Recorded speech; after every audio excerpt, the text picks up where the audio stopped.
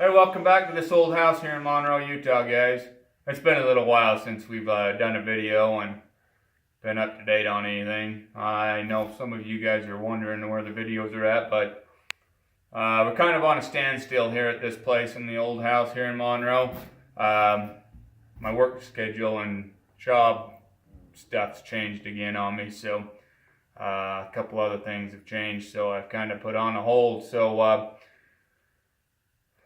about the next year, when 2018 comes rolling around, we'll end up getting back to it and finish doing the rest of the demo. Our temp wall that we put up here, right here, we're going to end up taking that down when we get back to it. And then we're going to finish taking out the section of the floor here in the kitchen and the bathroom over here. And we'll take and tear the floor here out and stuff and get it all out, and then clean up all this other stuff. And then we'll take over here and get rid of the rest of this chimney here. That will come down. The rocks across here that go downstairs that's supporting, that will all come out. And then we'll be putting new stairs down into the basement there for your cold room or your furnace and water heater. And then the floor over in the kitchen will be taking it all out. So we're going to actually take all the interior walls down that's in our way right now to put down our new floor. And there is a rock, let's see, I think there's a rock wall right down underneath this section of the floor right here. We're going to leave that so we can reinforce it and pour concrete over it and put in new floor joists and stuff and in here. And compared to what we were going to do first, do the floor last, but I've decided to go and do the floor in here first, and then on our exterior walls that we're going to be knocking out, we'll build them on top of our floor the way you should build a wall on top of your floor. And then we'll end up tearing all this out over here, all the rest of this burnt stuff out. When we get back tearing out the floor and stuff here, we'll be getting that out of here too. So we'll basically just have one great big hole that we'll be working in and getting things re-squared around and running new floor joists and probably a little bit more foundation supports. Follow me on over here. We're going to end up digging out some of this crap here, probably digging it a little bit lower, so when we run our new floor joists and stuff through here, you'll have a lot more clearance, so you're not army crawling or whatnot. You can somewhat crawl a lot better and decent down underneath here when we run it, and probably we'll end up losing these cinder block footings right here, because my span should be fine with that without having that to support that. But we'll make sure if that's the case, then we'll open that up just a little bit more. But like I said, we'll dig out some of this, get rid of all this burnt stuff, reposition this rock wall here, keep that here to tie the rest of the floor joists back onto. We'll secure all that, reinforce it, and tie that all back together and box it up a little bit and put a little bit of concrete around it. And so then that will be all done. So we've still got quite a bit of demolition to do in here. The ceiling and stuff, we're not going to do nothing with that until we get the new floor in. Then we'll go up. After the new floor's in, the subfloor's all done and everything, we can go up above in the attic and stomp the ceiling in, and a lot of the crap won't go down in the basement area, crawl space, or whatever you want to call it. So we can gather that all up by shovel and throw it away. Save us a lot of work there. But that's, and then those walls over there we'll take down. As you can see, this wall isn't even really supporting. That would be a load-bearing wall if it was supporting something, but it's not. Because you can tell by, this isn't how you build a wall to begin with, that you're going to expect to be a supporting wall. Because they've had a sheetrock and then they come in and added that wall in. So, to me, that's not a load-bearing wall. That's not supporting anything. That was just added in later on.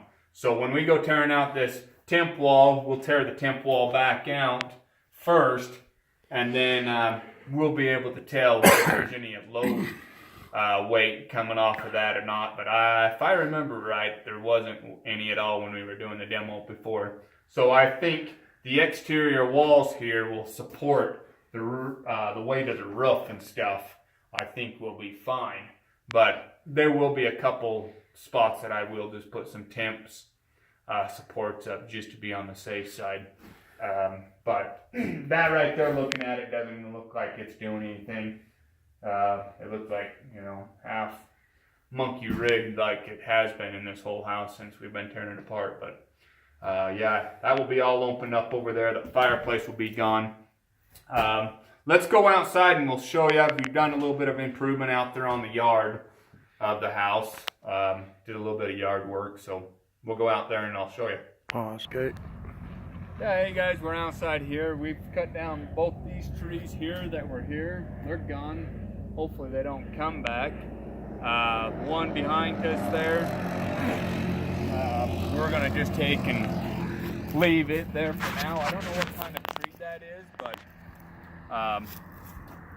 we'll let that go for now and see what goes on with it. So let's go on over here, this other side.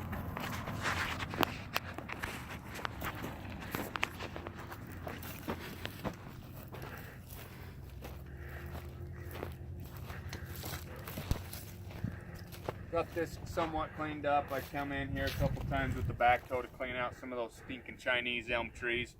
But I ain't too worried about the yard right now. Try to keep the weeds down as much as possible, but the biggest thing was getting those stinking trees there out. These trees over here,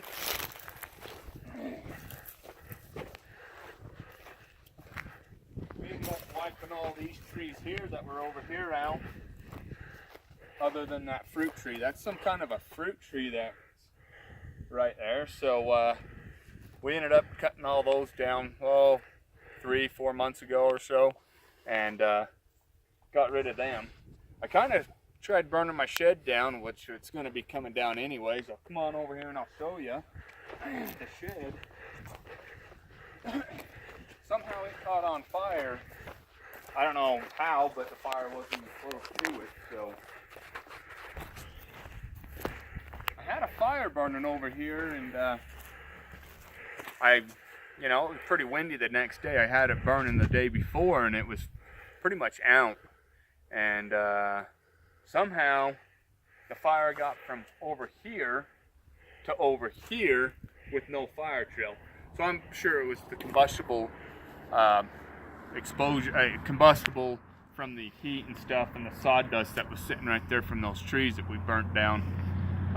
Not burnt down, well, cut down, and then the sawdust engulfed into and started it on fire. I'm pretty sure that's what that caused that by, but luckily that didn't get very far. It was going towards the house, but that shed will be coming down anyways. I'm wanting to try to salvage as much as that wood in there anyway, so I can turn around and see if I'm going to use it or just sell it to somebody that wants to use it for craft and stuff. The old tin on it, that's some real good stuff for decorations and stuff, but other than that, we cleaned up the yard quite a bit. I'm gonna see if I can find something to go through that all these rocks and clean a lot of this rock out, so I'm not getting rid of all my dirt. If I can find a screeder to dump it through or whatnot, but I've also might just buy a piece of equipment that goes on the back of my John Deere to rake all the rocks up. So I might just do that because I can use it for other things too. So other than that, that's kind of what we've been doing here at this old house here in Monroe. Keeping up on the yard, cleaning it up, and getting rid of those trashy trees. I think just getting rid of those trees that made the place look a lot better than what it has been. But give me some time and money, it's always about the money, and the place will look a lot better, guaranteed. Just going to be a little bit of time. So hey, thanks for watching, and always share this and keep going and keep an eye out for other updates. Thanks.